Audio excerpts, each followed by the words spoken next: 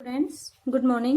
Today we are doing the intellectual numericals and question answers of class 10 chapter 12 electricity. This is the part 1 page number 200 NCERT. सबसे पहला question है what does an electric circuit means. So electric circuit क्या होता है? An electric circuit is a close and continue path through which an electric current flow. ये एक close और एक कंटिन्यू पाथ होता है जिसमें से इलेक्ट्रिसिटी क्या होती है? पास होती है.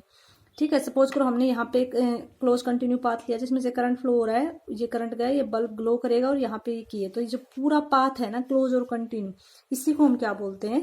Electric circuit. Define the unit of current. तो आपको पता है ऐसा यूनिट ऑफ करंट क्या होती है? एम्पियर. अगर इसको हम डिफाइन करेंगे तो current flowing through a wire या conductor is said to be 1 ampere if 1 coulomb of charge flow through it is 1 second. अगर 1 कूलम चार्ज 1 सेकेंड में पास हो रहा है किसी भी वायर में से, तो हम उसको कहेंगे ऐसा यूनिट ऑफ करंट. इसको हम इस तरीके से, बिकॉज ये फॉर्मूला है, इसी फॉर्मूले में हमने वैल्यूज को पुट करके प्रूव किया है. Now next question, calculate the number of electron constituting 1 coulomb of charge. एक इलेक्ट्रॉन पे चार्ज कितना है? 1.6 × 10⁻19 होता है. क्यू कितना दे रखा है? 1 कूलम. क्वेश्चन में दे रखा है. एन हमें निकालना है. We know the formula Q is equal to NE. N क्या हो जाएगा? Q बाई, तो 1/1.6 × 10⁻19. ठीक है, 16 नीचे रहेगा, इसका 10 ऊपर चला जाएगा, ये पॉइंट कट के, तो इसको कट करेंगे. 2 8 16, 2 5 10, दोनों को मल्टीप्लाई करेंगे. 5/8 को सोल्व करेंगे, कितना हो जाएगा? 0.625 × 10⁻19. ठीक है, या हम इसको ऐसे भी लिख सकते हैं. इसके बाद आपका नेक्स्ट है, नेक्स्ट क्वेश्चन है page number 200. Name a device that help to maintain a potential difference across a conductor. हमें वो डिवाइस बतानी है जो पोटेंशियल डिफरेंस को मेंटेन करके रखती है, मींस की जो पोटेंशियल डिफरेंस प्रोवाइड कराने में हेल्प करती है. तो वह कोई बैटरी हो सकती है, कोई भी सेल हो सकती है. ठीक है, सपोज अपने कोई सेल लिया तो इनके बीच का जो ये गैप है ना, प्लस माइनस, इनके बीच का जो ये गैप है, इसी को हम पोटेंशियल डिफरेंस बोलते हैं. ठीक है, तो एक तरीके का डिफरेंस इलेक्ट्रिक प्रेशर भी हो सकता है जो रिस्पॉन्सिबल होता है फॉर फ्लो ऑफ इलेक्ट्रॉन. अगर ये नहीं होगा तो इलेक्ट्रॉन्स फ्लो नहीं करेंगे, इलेक्ट्रॉन फ्लो नहीं करेंगे तो करंट नहीं बनेगा. अब है what do you mean by the potential difference between 2 point is 1 volt. की पोटेंशियल डिफरेंस 1 वोल्ट हो जाए. So we know that V is equal to W/Q होता है. तो अगर W को मैं 1 जूल कर दूं, Q को मैं 1 कूलम कर दूं, ठीक है, तो if 1 joule of work is required तो 1 कूलम चार्ज हो जाएगा और पोटेंशियल डिफरेंस तब कितना हो जाएगा? 1 वोल्ट हो जाएगा. मीन्स कि W को 1 जूल कर देंगे और Q को 1 कूलम कर देंगे. अब पूछ रहा है how much energy is given to each coulomb of charge passing through a 6 volt battery. Q 1 coulomb दे रखा है, ईच कूलम है. V 6 वोल्ट दे रखा है and we want to find out W. W is equal to V into Q. 6 × 1 is equal to 6 joule.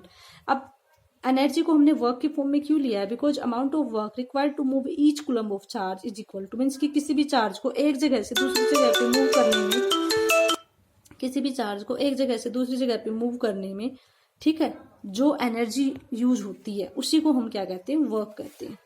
On what factor resistance का formula क्या होता है? R is equal to ρl/a. So आपको बताना है किस किस फैक्टर्स पे डिपेंड करेगा. तो इस लेंथ पे डिपेंड करेगा, लेंथ के डायरेक्टली प्रोपोर्शनल होएगा. एरिया पे डिपेंड करेगा और किस पे डिपेंड करेगा? इसकी इस पे रेजिस्टिविटी पे. Resistivity means material of the nature of the material of the conductor, और टेम्परेचर पे डिपेंड करेगा. ठीक है, इसके बाद आपका है question number 2 page number 209. Will current flow from more. तो एक मोटा वायर है आपके पास, एक पतला वायर, एक थिक और थिन. आपसे पूछ रहा है कि कौन से वाले में से ज्यादा करंट पास करेगा. करंट फ्लो मोर easily through thick wire. Thick wire में से ज्यादा पास करेगा. क्यों? बिकॉज देखो R क्या होता है? ρl/a होता है. सो R और A के बीच में क्या रिलेशन है? R is inversely proportional to A. तो अगर मान लो यहाँ पे हमने थिन वायर ले लिया तो A कम हो गया, R ज्यादा हो गया. And we know that R is equal to V/I. ठीक है, और R is inversely proportional to 1/I. अब आप ये बताओ, यहाँ पे R ज्यादा है ना, अगर R ज्यादा है तो करंट क्या हो जाएगा? कम. तो इसमें से कम करंट पास करेगा थिन में से. अब थिक वायर की बात करते हैं. अब थिक वायर है, ठीक है, तो A ज्यादा है तो R कम हो गया, और R इज दिस. ठीक है, अब R कम हो गया इसका, तो I क्या हो जाएगा? ज्यादा. And we want more current, इसलिए हम थिक वायर को ज्यादा करंट के लिए फॉलो करते हैं. अब हमने एक रेजिस्टेंस इलेक्ट्रिकल कंपोनेंट लिया जो कांस्टेंट है, उसका potential difference across the two ends of the component decrease to half. देखो ये कह रहा है कि पहले जो वैल्यू थी ना वो ये थी, V और I थी. उसके बाद उसने क्या कर दिया? उसके फैक्टर्स को हाफ से रिड्यूस कर दिया. तो कह रहा है करंट पे क्या फर्क पड़ेगा? बिकॉज ऑफ V और I तो डायरेक्टली प्रोपोर्शनल है. अगर ये हाफ हो गया तो अंडरस्टूड सी बात है कि ये भी क्या हो जाएगा? हाफ हो जाएगा. अगर ये इंक्रीज होगा तो ये भी इंक्रीज होगा, ये डिक्रीज होगा तो ये भी डिक्रीज होगा. बिकॉज R यहाँ पे क्या? R यहाँ पे कॉन्स्टेंट है. अब coils of electric toaster and electric irons वो अलॉय की क्यों बनी होती है, प्योर मेटल की क्यों नहीं बनी होती? तो बेटा वो इसलिए नहीं बनी होती, ये क्या कह रहा है कि कोयल्स, ठीक है, coils of electric toaster and electric irons are electric toasters and electric irons are made up of nichrome alloy, ठीक है, नाइक्रोम अलॉय की बनी होती हैं वो, ओके। निकल कितना होता है इसमें 60%, क्रोमियम 12%, मैग्नीज 2%, आयरन 26%। तो इसका रीज़न क्या है कि हम इसमें अलॉय क्यों यूज कर रहे हैं? बिकॉज इसकी रेजिस्टिविटी हाई होती है, मेल्टिंग पॉइंट हाई होता है। मेल्टिंग पॉइंट हाई होने का मतलब ये होता है कि वो जल्दी से मेल्ट नहीं होगा हाई टेम्परेचर पे भी, और ये जल्दी से बर्न भी नहीं होगा, जलेगा नहीं रेड हॉट होने पर भी, ओके। यूज द डेटा, हमने इस टेबल को यूज करते हुए बताना है कि कौन सा वाला आयरन या मरकरी कौन सा बेटर कंडक्टर है और इसमें बेस्ट कंडक्टर बताना है। तो आयरन और मरकरी में आपको पता है कि आयरन ही बेस्ट कंडक्टर है बिकॉज इसकी रेजिस्टिविटी कम होती है। देखो आप इसमें वैल्यू कितनी 10.0 10⁻⁸, इसमें कितनी 94 × 10⁻⁸, ठीक है, 9.4, सॉरी 94 नहीं 9.4। तो आप बताओ इसकी रेजिस्टिविटी क्या है? 10⁻⁸ में कम हो जाएगी, ठीक है, और ये रेजिस्टिविटी ज़्यादा हो जाएगी, सॉरी 94 ही है ये।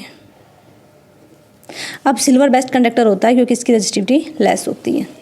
अब हमें एक सिस्टमेटिक डायग्राम ड्रॉ करना है जिसमें हमारे पास एक बैटरी है 3 सेल की, और हर एक जो बैटरी 2 वोल्ट की है। तो देखो ये मैंने 3 सेल लिए, 2 वोल्ट 2 वोल्ट और 2 वोल्ट के, तो 2 3 जा 6 हो जाएगा।